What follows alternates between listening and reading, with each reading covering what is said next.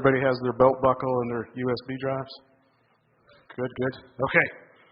Welcome to the second talk of the morning here in 350 DEF, not to be confused with DEF.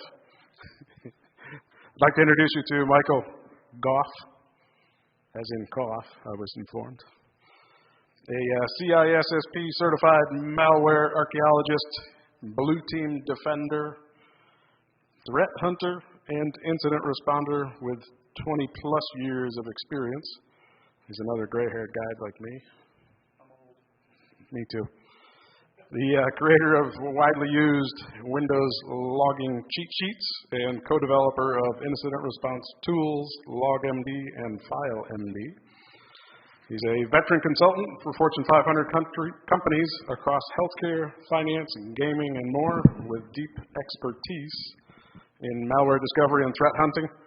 He's also an active community leader and conference speaker, and the former organizer of B-Sides Texas and B-Sides Austin. Shout out. And one of my helpers right here, Stephen, back in the day.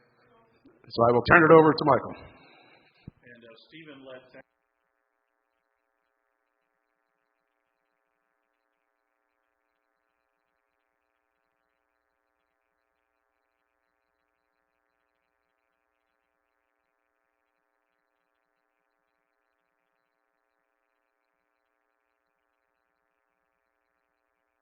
Testing. There we go. One part I want to mention on this before we get going is, hey, how do you do what's in this and get past your EDR and everything? Something recently came out. I just want to mention it. If you haven't heard of EDR break, EDR silence, or EDR, I'm going to get this wrong. I'll remember halfway through the talk and mention it. But basically, it's misusing were fault secure. So if you're a threat hunter or you want to look for how to freeze an EDR, this includes CrowdStrike, by the way, go research this project and look for anything that's being written on were fault secure. It's the parameters that are going to be the things to look at, which will come up a lot in here. But that is something just came out in September. It's being written about. So I want to just... EDR, a were fault is when your programs crash in Windows, there is a utility called were fault secure, and the parameters you specify will allow you to freeze, EDR freeze, that's what it's called, will allow you to freeze EDR AV, allowing you to then do everything I'm talking about in this picture. Or you just do it and not have EDR, however you want to get there. All right, so I am a logaholic, so hello, my name is Michael. Logaholic. There we go. I got to keep you going and alert, right? It's part of it. I love configured logs, properly configured logs. One of the reasons is for the thing I just mentioned, EDR freeze. If it freezes your EDR and you're relying on EDR telemetry, your logs are going to be where you find lots of cool stuff. I am the contributor of all these cheat sheets. How many people here have heard about the Windows logging cheat sheet series? They're very good. Anybody here go to Andrew's talk? So very complimentary to Andrew's talk on memory forensics, because we're going to talk about some of the other stuff, including maybe looking at some of the files that came out of memory. And yeah, I made this tool called LogMD. I'm a walking billboard, Windows Incident Response tool. So why this talk? Well, basically for you to learn what we do in the trenches, right, to improve your detection and threat hunting, and of course your skills in general. A lot of people are saying, how do I start learning this? Start going to talks like this. Attend your local B-sides are really cheap or free. But basically one of my goals is to try to teach people what I've learned and what I see, because I don't see that being taught very much. And so that's one of my goals, is to help educate the folks in our community. So, of course, I like to pick on AI because, actual intelligence. So I asked it, so what can you tell me about SecTopRat or Arechclient2 malware? I can't provide information about specific malware variants, right? So AI, if there's AI for you and how it talks about, that's how it protects, right? I can't tell you anything about malware. Yeah, okay. We're not done with playing with AI, so you wait for it. This sample comes from about this period of time in end of April, beginning of May, is when I did this analysis on these samples that I had to deal with. So at the time was pretty popular stuff. Red Canary had it going up to 6th place in the list of malware rootkits and Trojans that are out there. So yay. So popular. It does uses encoded commands. Remember that, but that's the fact that they mention that.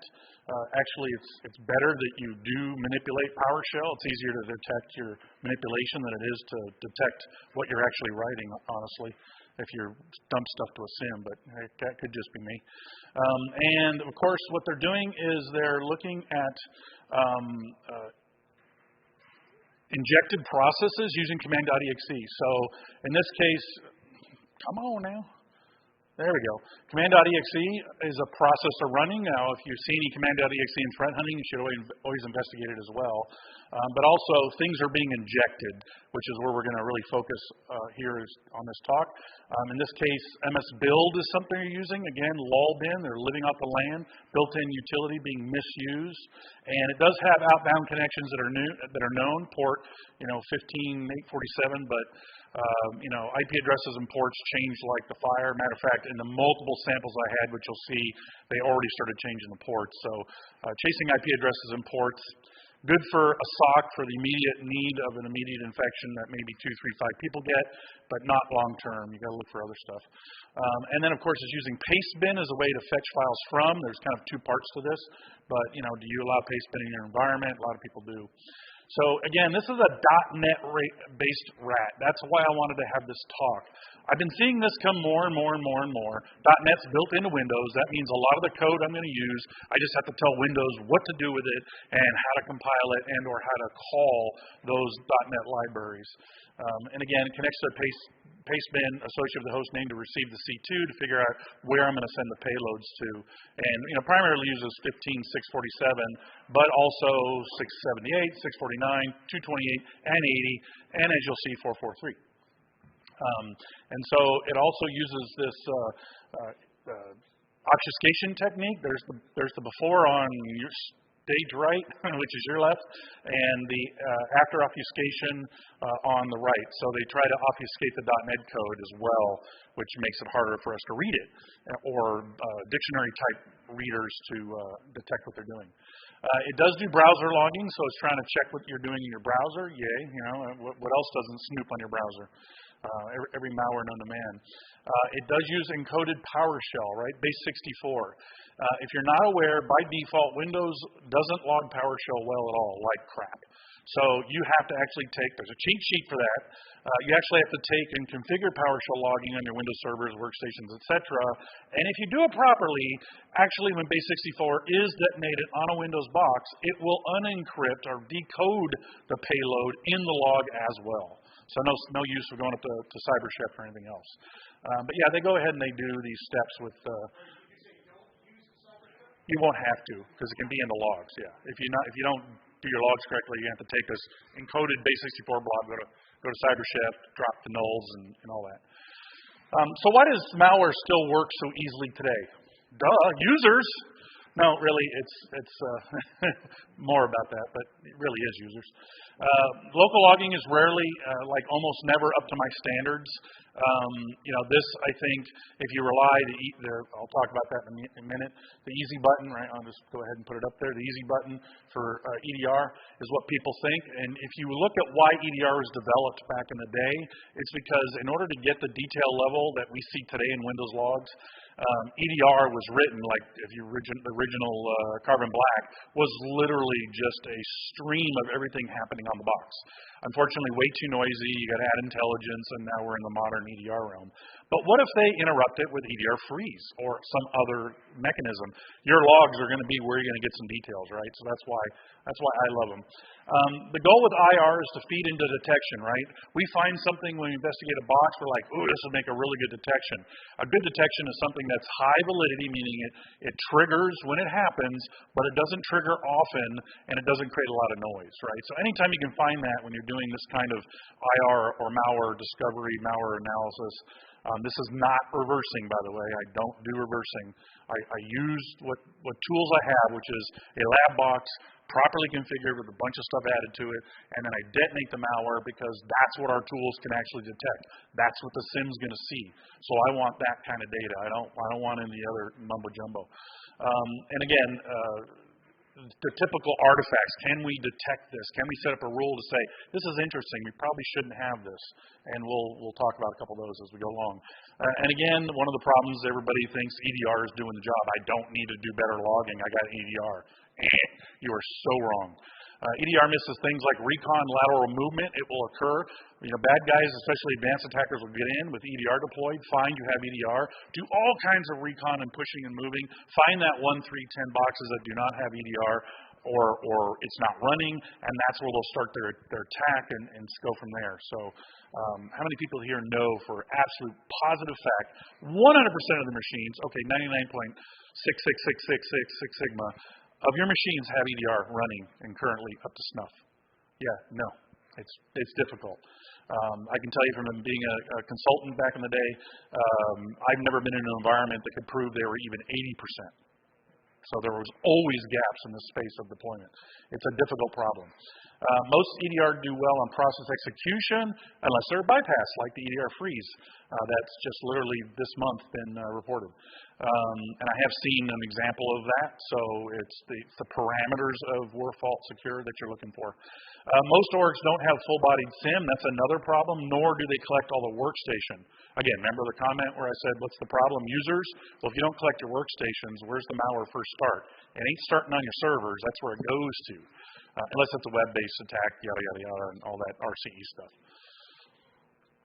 So what does malware tend to always do the same that we should or could detect? Okay, so users. So it's still users.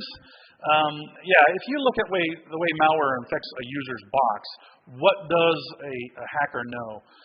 In this case, here's the September 2025 sample of SecTopRat. So you can kind of follow this. I'm just going to put it up here for reference.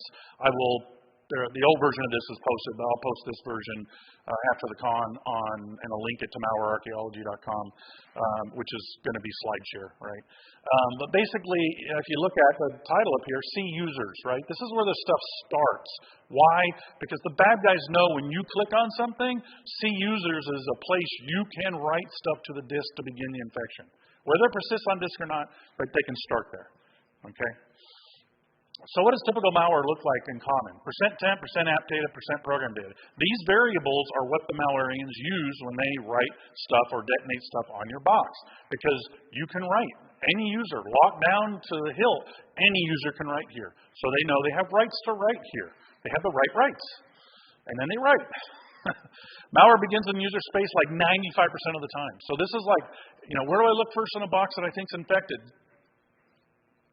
Come on. You got to participate here. Where do you first look? See users. Because if 95% of it starts there, there's probably a remnant you can find, right? And so these variables are places they tend to write stuff and go from there.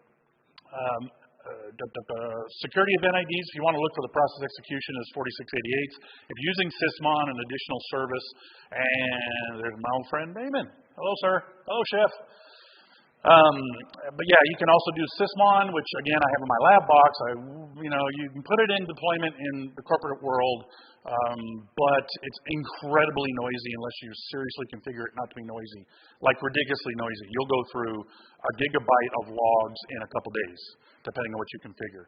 Maybe even less if you configure the registry and whatnot, and all file rights occur. EDR, again, is good at process execution, but the technique they are using can bypass EDRs and AV, right? So see users. File names and location. Just like retail space, location, malware loves it. So let's take a look at some of the original file names of SecTopRat. A lot of times, and again, this is where as a researcher, you're like, try a little harder, make this hard to catch, right? This is a great one. Uninstall fb.exe. All right. It actually looks like uninstall feedback application. It's got its proper metadata. That's all the stuff you see in the box. Act my partition, whatever the heck it says there.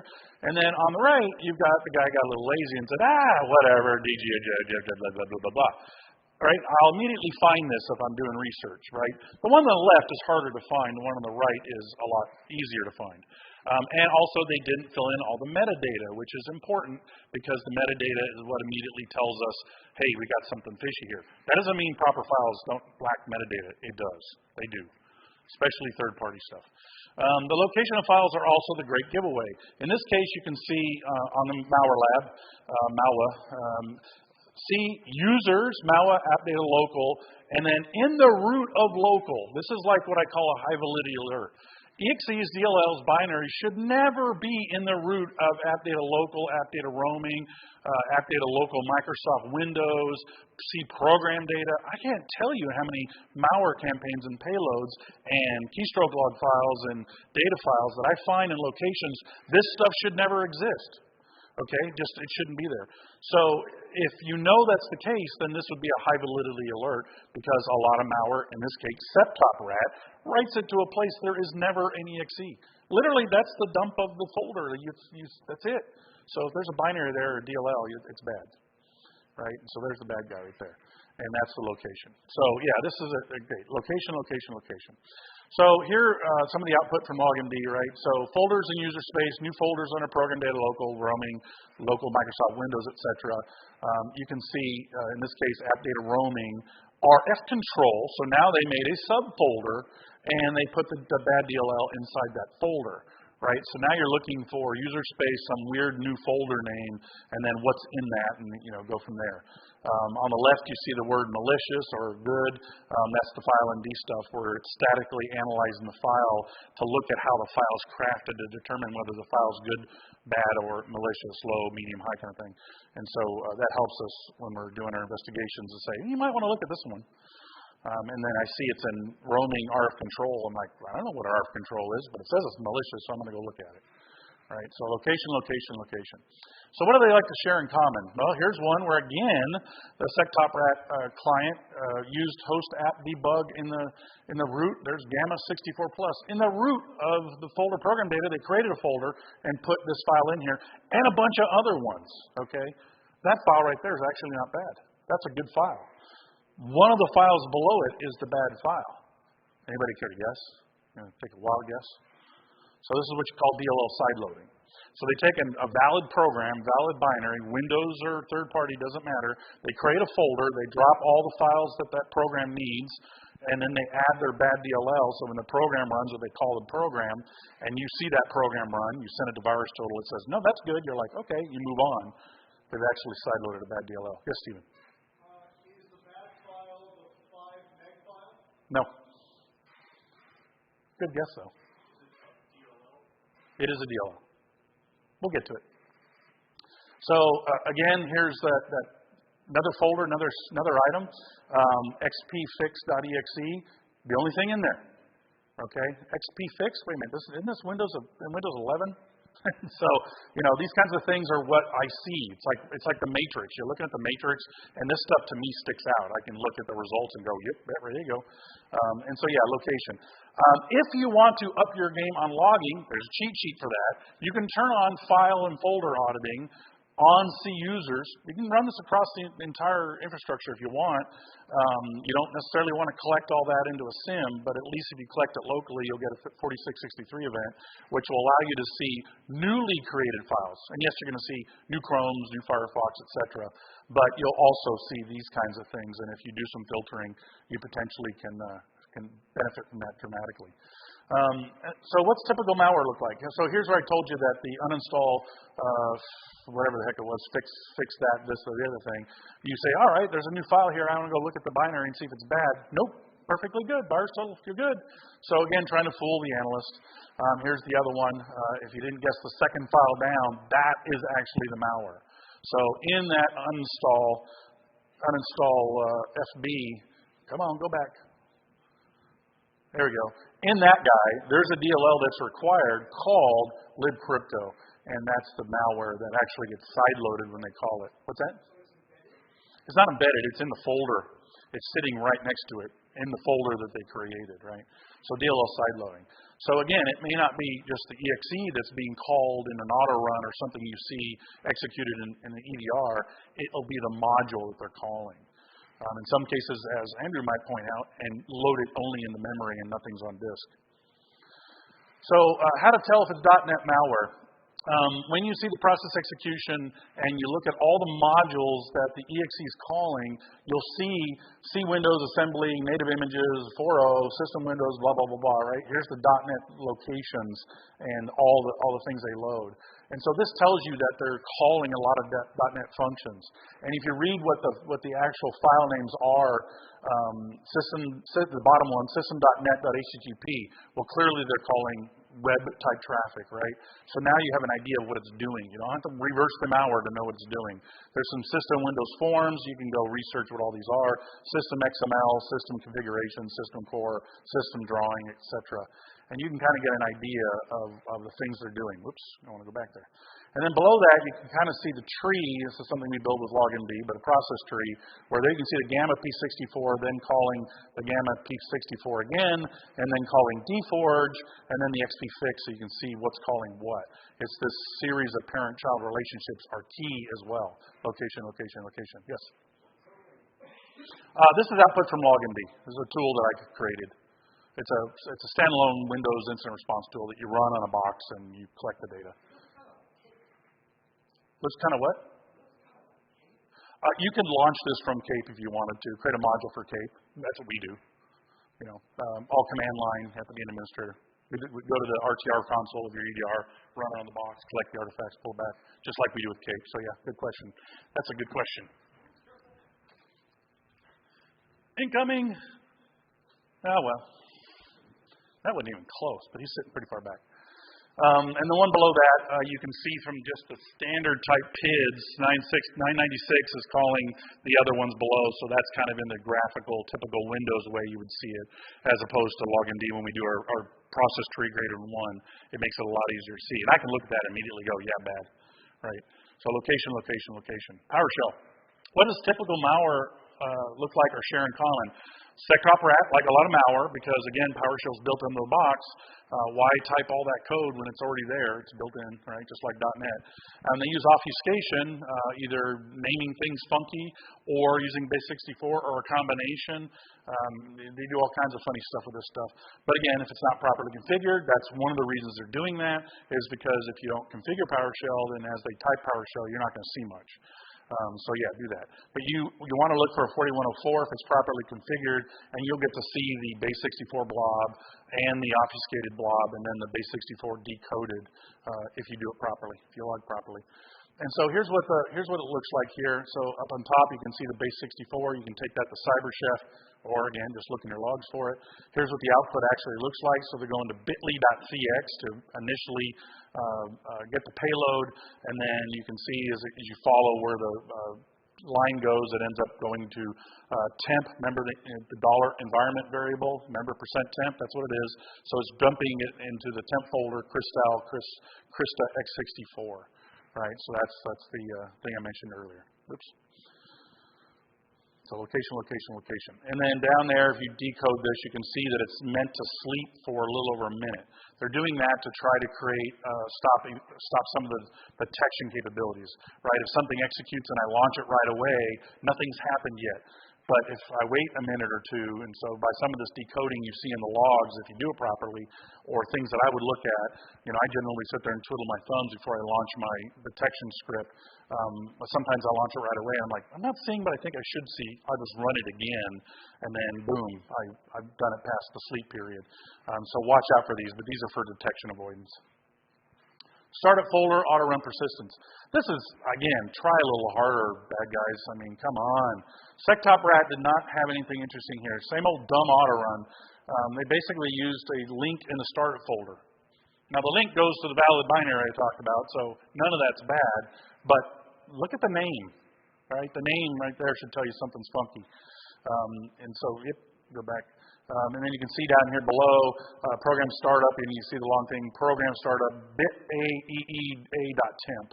Okay, well, what the heck is a startup folder got a temp file for? And then there's some other run keys you should always look at as well. Again, watch for these to be created or changed.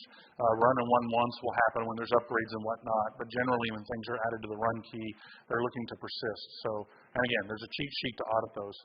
File name properties do not match. That's kind of an important one as well. If that's the name of the file, then the internal name should be the same.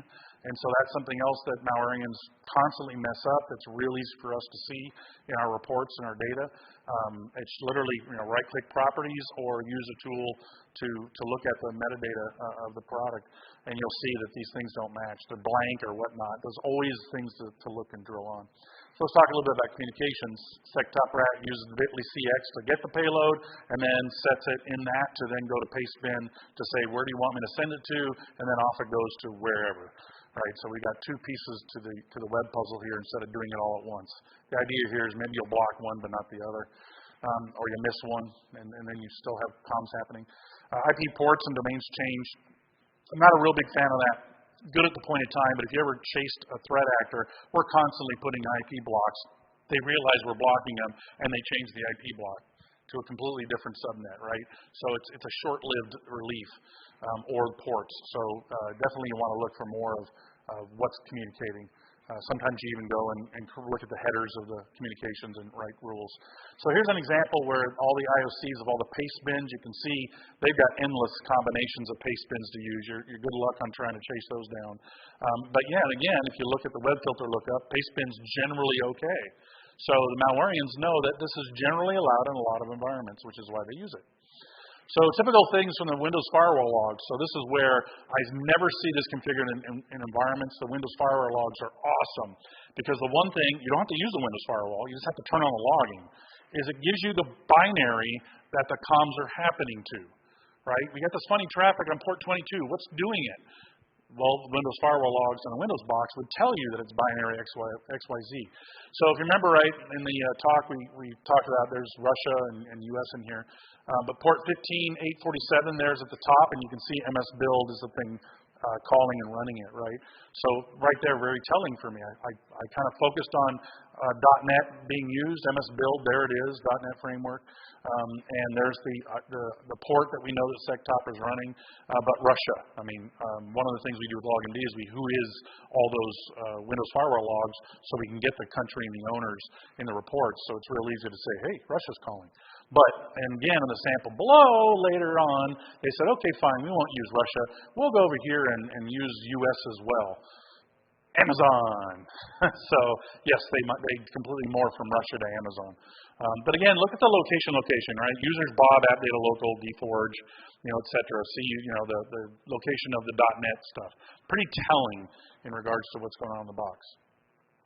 And then there's a different port. So now we got 443 showing up, right? That wasn't in the original report. So what is new with malware that we should detect? So malware's latest thing to do is inject, process hollow, whatever combination of messing with memory there is. This is where Andrew's talk was really good. But yeah, they inject things into memory. Why? Because if I take a disk, I get you to execute something and I get it into memory, I can wipe what's on disk, and then as an analyst, you go looking for the malware, you can't find anything. But if you reboot, it comes back, you're scratching your head going, what's going on? Well, if you turn on file folder auditing and reg auditing and you do things like the run key and you do things like the users folder, you'll see when the system shuts down, they will write the file to disk, they will write the auto run to the run key or starter folder wherever, and then when it reboots, they'll read it, starts up, and it deletes it. So when it's live, I can't see the auto run of the file. But memory, on the other hand, it's there. Or it'll be memory only, as Andrew pointed out. They get it injected into memory, and there's no artifact, even on a reboot. You reboot, the malware's gone. They'll require or need the malware to talk in memory to another box in memory to then infect other boxes, right? And so they can bunny hop through that chain once they figure out how to get around your environment. But yeah, EDR a lot of good EDRs will do pretty good at this. But again, EDR freeze is a way to pause your EDR to create this. They can unpause it when they're done if they so choose. But that's why they can't get around it. So you need a tool on the endpoint to look for this, right? If you have EDR, that's an endpoint that's a tool on the endpoint, or you have to go to the endpoint through a console and run something like a LogMD or one of the other tools, or PECIV or volatility, of course, and get a memory dump, run it through volatility. PECIV will look at what's in memory just like LogMD does, and then you can use FileMD to check these extracted files from memory and say, is there any signs of maliciousness? Oh, hey, I got a pointer on this thing. Cool. I just found the pointer. And so, yeah, there's lots of ways you can do this, but what you're looking at is signs of some sort of injection, hollowing, etc. in memory. That is something a lot of analysts don't do. A lot of tools can be bypassed for. These are extracted modules, right? So anybody know which ones of these extracted modules are the malware? Yeah. Now we know that's just the launcher. We talked about that already, right? And so it's the part of a module that you're looking for. It's one of this part of it, because they all got launched by dforge, but one of these was side-loaded, and again doesn't look like what you saw in the folder. The names that they put in memory are completely arbitrary. But it turns out that's the malware. So how would you know that if you extracted that with volatility, or if you volatility you use malfind, it probably would see that as malware. But if you extracted this from memory, how would you check it? Reverse it? Or do you use something like FileMD to say, hey, I'm potentially malicious? So LOBAS and valid binaries. So again, MS-build this guy was a valid binary. And here's the example of where it's showing that a hook or an implant or other occurred on MS-build. So now we know something funny is going on. That means they did something within that. Here's the PE-Civ data. Here's what LogMD gives you. But that's what's happening with that file that was pulled out of memory. But this is something that if you want to find something that's only in memory, this is the way you got to go about it. So actually, it's just a launcher that's signed, right? In this case, it was Flexera software. Again, everybody knows who Flexera is. Here's one from A18 and another one from Aomi, right? So these are just the launchers. They're perfectly valid. Arechclient2 is going to come back and say, you're good. There's nothing bad about these files. It's where they are in the files below it. Yes?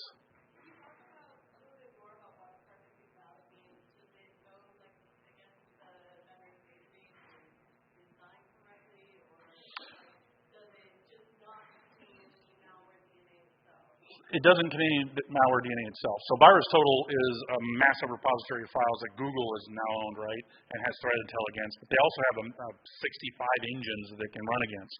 And so in their database, they know that file has been scanned by XYZ, or they will initiate a scan of all those engines in their environment to get you a score. And it comes back as 0 of 65, right? So that's what it means by valid. And what they're doing is they're just using this file to say, XYZ DLL is required for that, and so I'm going to drop in that same folder. Windows is fundamentally broken here, right? Windows should only pull DLLs from a certain location, like Windows System 32 or Sysfile 64, which is 32-bit, which doesn't make any sense. Why is a 64 folder 32-bit? But hey, I didn't write the stuff. And it should only pull it from there. But if you actually take a copy of, say, MS Paint and you put it in C user, some folder name, and you look at what files, what modules, DLLs that MS Paint needs, then you throw a bad copy of the DLL in there. Even though the good copy is in System 32, Windows will load that one first before it will call the other one. Yeah. Yeah, the same Flexera software you'd use if you bought the tool. Yep, exact same tool. Yep, exact same tool. Yeah, all these actually came from the vendor or some download that they got or some machine they harvested on. They are all completely valid. It is what they do in the folder afterwards. In this case, here's one. Look at AutoIt. AutoIt is an installer. It too will come up clean except for 1 or 2 AVs because it's going to say, hey, that's an installer. But you should ask yourself, what's AutoIt doing on a workstation? And look at all the files they added in this case. So this is probably one of those cases where they added a bunch of these files because as it reboots, they may use a different file each time to try to make detection harder. But yeah, which one of these are bad? None of them. All those files are good. They're really trying to confuse us as an analyst. So you have to say, okay, what's going on here? So there's AutoIt 3, there's 7-zip DLL, there's Adobe, etc. Right? So this was kind of interesting. But Lionhearty files are the ones that are actually bad, which are these guys right here. These are actually the AutoIt payloads that are encrypted. So if you scan those in VirusTotal, they're encrypted installer payloads. They don't know anything about these things or what's in them. You have to actually run AutoIt to start the unencryption process of AutoIt to then extract the DLL. So their infection mechanism is drop this on disk. None of this will be positive in VirusTotal. Start AutoIt, call these files, and then by doing that, they can infect the machine. So rather interesting scenario. But again, if I saw this show up on a workstation, because it's in C users, under C users, that's going to make me say, what the hell? We don't allow installers randomly in our environment, so this should be bad, right? And what the payloads come out of this, by the way, are injected into memory, like I've talked about. And so again, if you look at these, there's JSC.exe on this here in .NET Framework. So another version of this thing is using the JavaScript compiler to compile JavaScript. So they're doing more low bins, right? Stuff that's normally on the box. But do these things normally execute in your environment? You're going to find most of the time the answer is no. So therefore, if I'm doing hunting or I'm doing detections of executions in C users, you'll see these oddball executions, and these are the ones you should follow up. Unless all your users are administrator, then you're going to have all kinds of weird stuff that users are going to install. But if you have a general user environment, it's this odd stuff that you're most concerned about. Right? So in conclusion, AI can't spell worth a crap. I'm still scratching my head about this. How is AI misspelling all these things when I tell it exactly what I want? Yeah, no, it's AI, I'm telling you. But yeah, SecTopRat. I need water. Hold, please.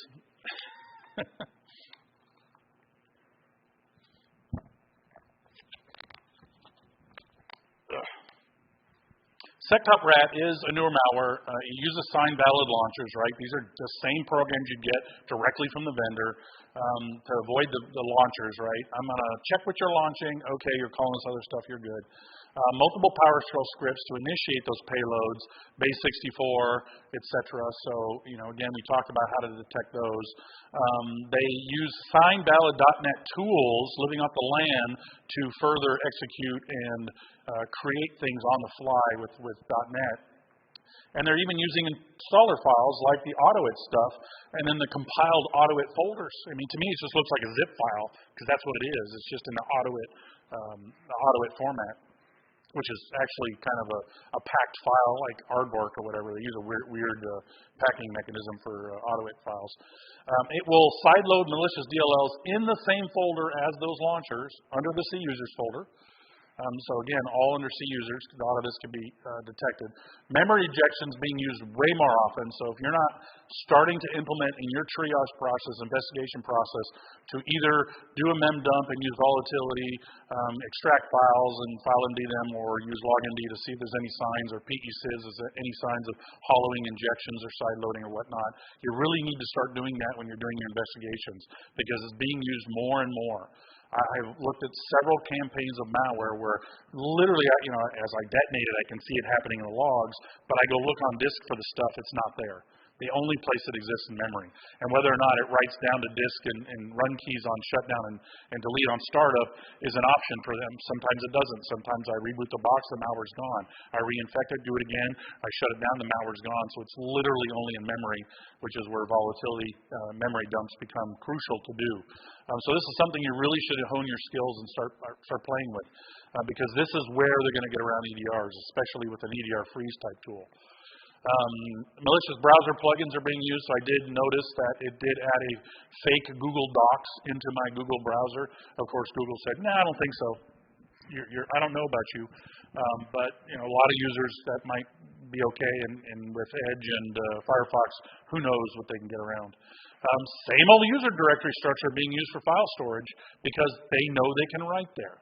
So that's really critical, right? C users is where you should spend most of your time. And when I do malware discovery classes, I will give users, one of my tricks I give them is I show a malware infection start, and a couple students every time will say, "I spent hours, I just can't find where the malware is." Did you consider it actually didn't launch or crashed out? Or found something it didn't like, wrong OS version? Did you look for that condition? Not all malware will work, believe it or not. Same old startup folder. In this case, the auto start was a startup folder. That's just dumb. Anybody care to guess how many auto start locations in Windows there are? 100?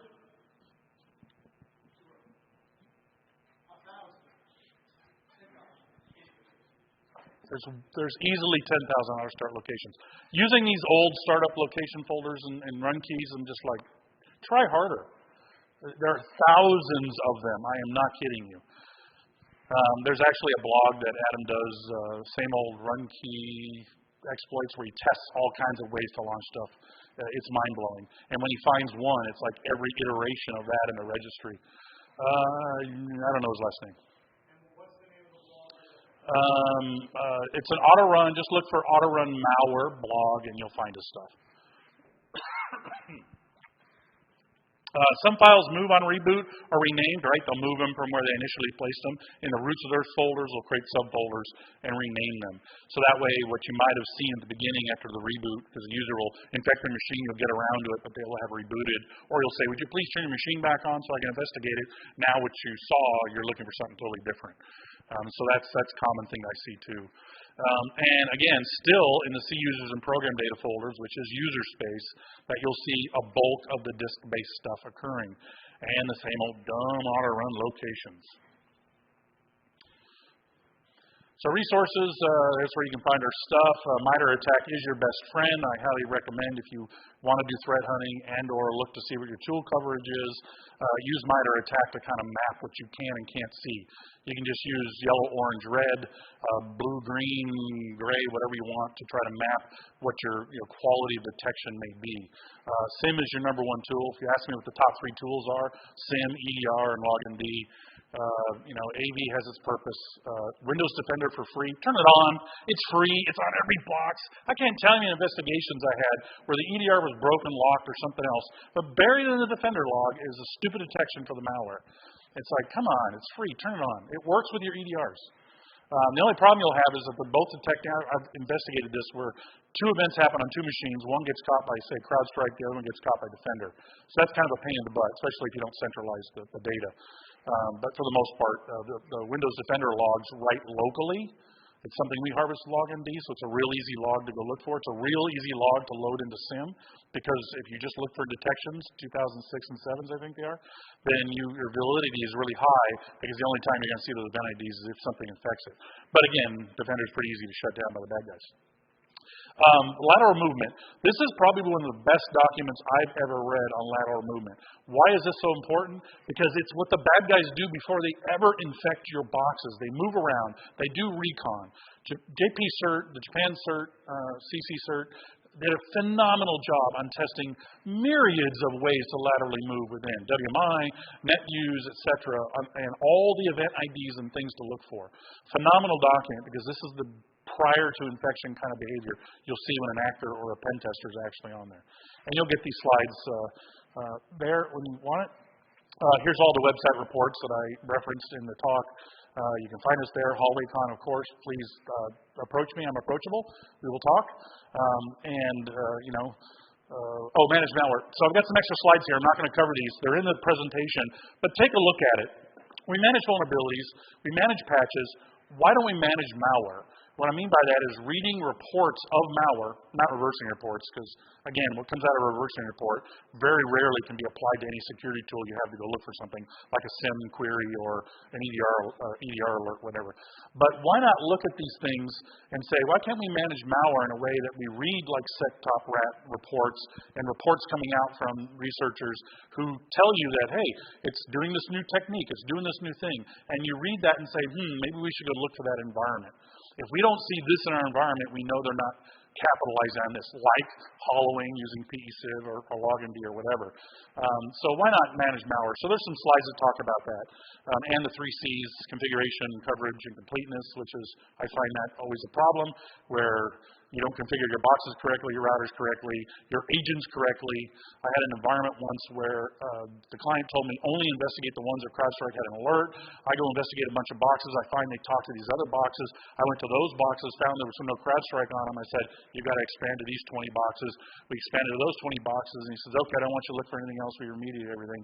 And then I go look at the network logs, and I see all this Tor traffic coming out of a handful of boxes. I'm like, oh, no, we got to go look at this.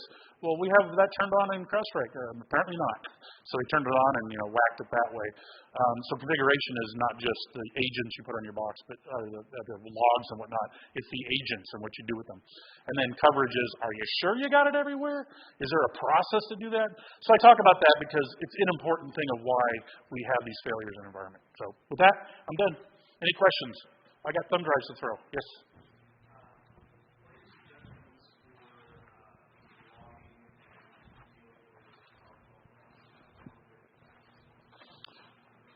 So PowerShell down credit attacks. Basically, instead of using PowerShell 5 or 6, I'm actually calling an older version system.whatever resource PowerShell thing, and I'm doing that. You will see the DLLs in Windows don't get registered anywhere, right? This is something that you don't see. If I call userinit.dll, that doesn't show up anywhere. It does in sysmon. So if you use something like a sysmon, you can see all the module loads or ID7. It is something I do look for, especially false ones, which means they aren't signed. So that's something I collect into my SIM, right? I use LogScale at home for all my stuff. And so I do use that, but in order to do those kinds of module calls, you're going to need to use something like a sysmon or a tool that can see DLL module loading. The other is if they call it on the command line or in the PowerShell line, that you'll see it being called. So you'll see that in a 41.4 event, a 500 event, 400 event, and you'll see it in a 46.88 event if you're recording those logs, if they call it on the command line. But just secretly calling a DLL that then will call that DLL, DLLs are tough to see in Windows. You need something like a sysmon or an EDR. I wish Windows would add that log, seriously, because I think they could really catch some stuff, because they could apply their logic. Well, is this good or is this bad? Was this loaded correctly? Yeah. No, this has been deprecated. You shouldn't, it's there because we have downward compatibility. But yeah, good question. Anybody else got a question? Hallway Con? Yep. Thank you. Okay, I'm going to try to phrase this and not sound like a complaint. We do what you're talking about quite a bit. One of our customers gets hacked probably every 2 months. We get one of these. Turn off admins. Well, the problem is it's usually early in the morning, middle of the night when they notice something happens. So we basically hop on a remote bridge and start taking a look at the logs, right? And I'm probably the world's worst admin because I've never gotten PowerShell to work enough to pull all of those event codes that I know that I need to go look for. Is there a script someone already wrote that can go just pull those logs so I can have it in an Excel format so I can look at the times and say, okay, these are associated with this? I'm going to give you two of these. So log harvesting in Windows is incredibly awful. You have two options. PowerShell, like he referred to, where you make the get win event and you try to craft a command line and everything. It's awful for this. Absolutely horrendously bad for it. W-event util is another one. Horrendously bad for it. You can actually go into the PowerShell log for PowerShell, go to XML portion, see the actual command line to whatever Windows recorded, and pipe that and use that in W-event util. To get a good report out of Windows itself without a tool for logs is awful, or use Event Viewer. That's actually why we created LogMD, because there wasn't a tool that easily went out and grabbed it. There are a couple other utilities out there that grab the event logs. There's actually a PowerShell one. I don't care for it. And we only collect the logs we think are deemed because we're trying to keep the volume down, right? So we don't collect everything. I do have a PowerShell script that collects the logs, general message of everything that we don't collect with LogMD in my lab, just because Windows adds stuff every so often. There's a new log, or that app created a log, right? But in Windows itself, getting logs off the box or trying in a readable format or search for things like some of the output you saw, forget it. It's a pain in the ass. So you need a utility, command line utility, or feed the logs to a SIM. Basically, right? A log scale, a Splunk, or Elk, or whatever pane you want, a gray log, whatever pane you want to go through. I like log scale if you want a solution to look at. CrowdStrike bought it. It used to be called Humio. I had the sticker in here. Yeah, it's tough. There's no easy way. That's actually one of the reasons. Because I used to painfully go through Windows logs and find this kind of data. And my God, if I just had a utility that could harvest log data and put it in a nice spreadsheet form, CSV, I could send that to a SIM en masse once I craft whatever I'm looking for, and then look for the same thing across 20 machines. Because, you can import CSVs to SIM real easy. I have all my LogMD stuff that runs, and it goes to a SIM. I also have the Beats agents on my boxes, so I don't need to send the LogMD stuff. I only send the LogMD stuff I want. That the Beats agents, WinLog Beats, and those Beats configs are on my website, as is a sysmon config on Malware Archaeology. But yeah, use a utility. There's a couple of them. Look at Nearsoft has a lot of good utilities. Sys internals. Obviously, Easy Tools by Eric Zinnemann. LogMD, Malware Arechclient2 has some resources for that. I have some cheat sheets referenced for other people's cheat sheets on there. But really good question because it's a pain in the ass without some utility or a SIM. Any other questions? So we had that string of like 4 or 5 malicious DLLs. Yes. How were we able to tell that they were malicious? So, funny enough, story. A friend of ours called Fred wrote a tool called B9. B9 is morphed into a tool called FileMD to match with LogMD. I didn't write that. I am helping him try to get it in a usable state. And so basically think of it as a quick reversing kind of thing. A file, when you look at how it's crafted, can indicate malicious things. For example, if the beginning headers are normal, I may put a big chunk of packed payload in there. So if I kind of look at it, it looks pretty benign. But the fact that it's packed flags something. So these various things, no metadata, etc., can be looked at and say, yeah, these aren't normal. And so you can then up that from a low to a good to a low to a medium, suspicious, to a high and malicious. And so that's where that came from, is the B9 capability FileMD. So I can take FileMD, for example, go to FileMD -C if I want to see the output in the console, slows it down a little bit, -L5, which is 5 levels deep, that takes you to happy of a local temp, and -sig check, so I get the signature checks, meaning is it signed and it's valid or not, and then -O, whatever output I want to do. And I say -L5, C:users, it will scan every file for every binary, Word doc, PDF in that folder and give me a rating of good, bad, or malicious.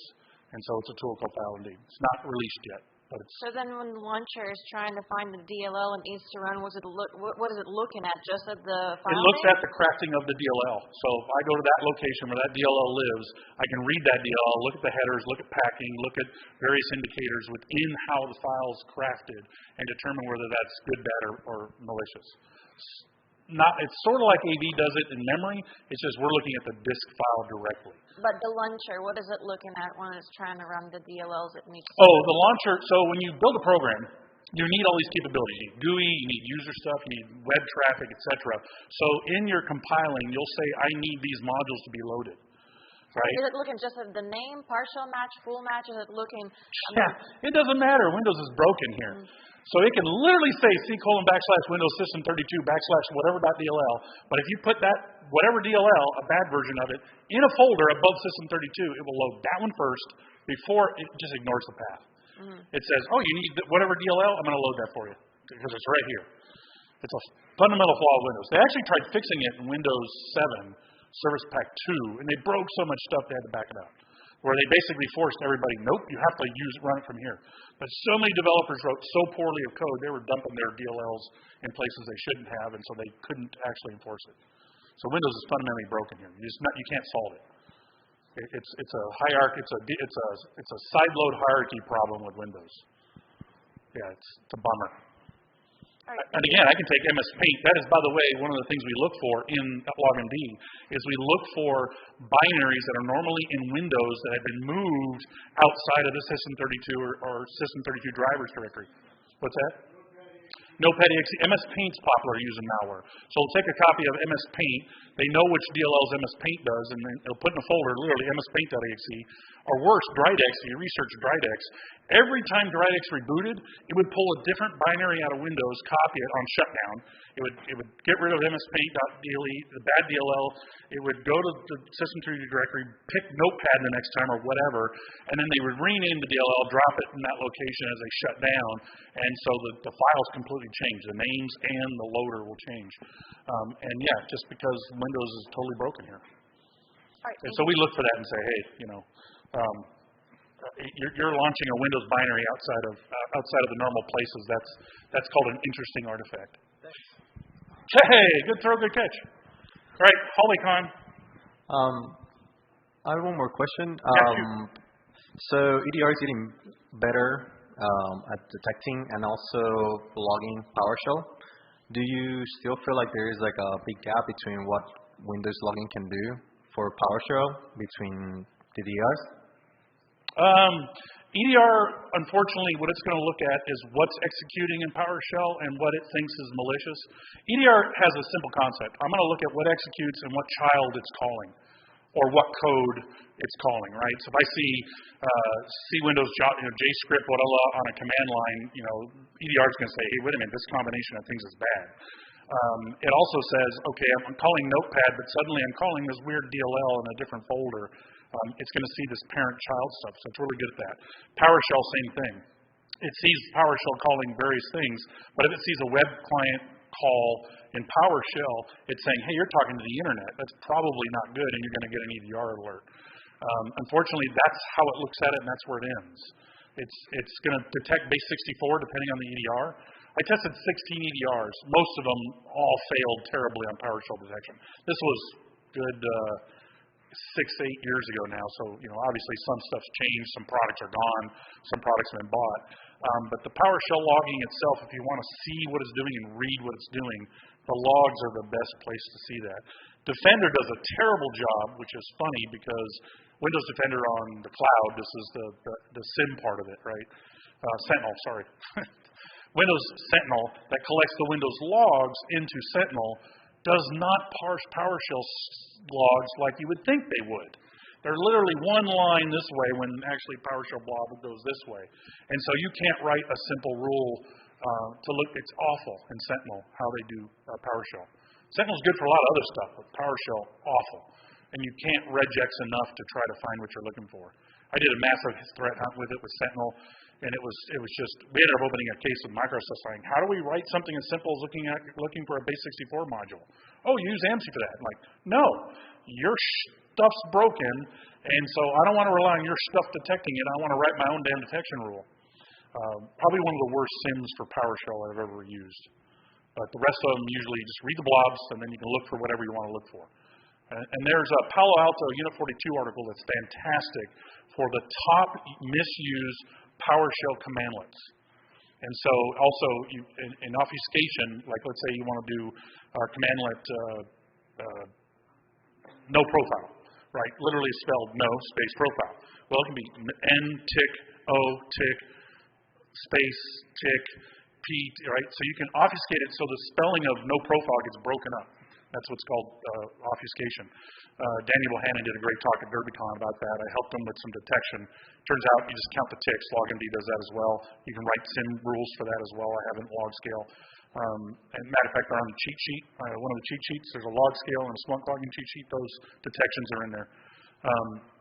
But the counting of this stuff, so they can break it up a million ways to Sunday. Right? So that you can read that in the log, consume it to a SIM, write a query that says look for this condition of how many ticks, how many special characters are being used. Because Ben 10 will break it up in such a way that it runs these letters this way to spell whatever they want, as opposed to putting ticks this way. But yeah, it's a tough one. So thank you. Good question. I made it to him. All right, you done?